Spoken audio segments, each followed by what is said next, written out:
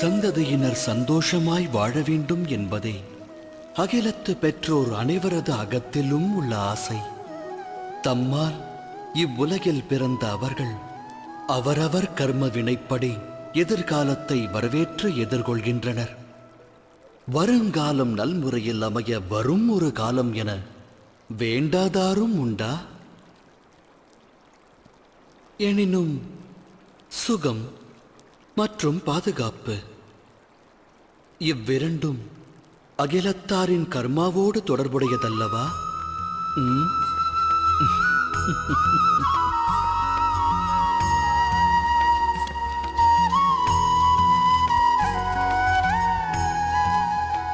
அகிலத்தில் ஓர் ஜீவனின் பிறப்பு வளர்ப்பால் பெரும் சிறப்பு, பெரும் சிறப்பு பெரும் சிறப்பாய் அமைய அவசியம் தேவை பரம்பொருளின் அரவணைப்பு.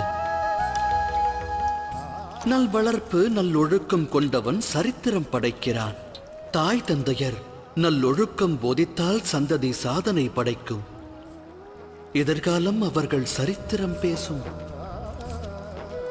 இருப்பினும் பெரும்பான்மை பெற்றோர்கள் தம் சந்ததிக்கு நல்லொழுக்கம் தேவை என்பதையே மறந்து அவர்கள் வளர்ச்சியின் மேல் அக்கறை காட்ட தவறிவிடுகிறார்கள்.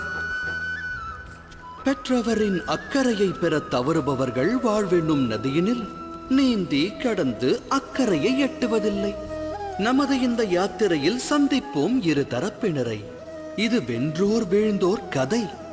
இதில் அடங்கியுள்ளது பெரும் வம்ச விருட்சத்தின் விதை.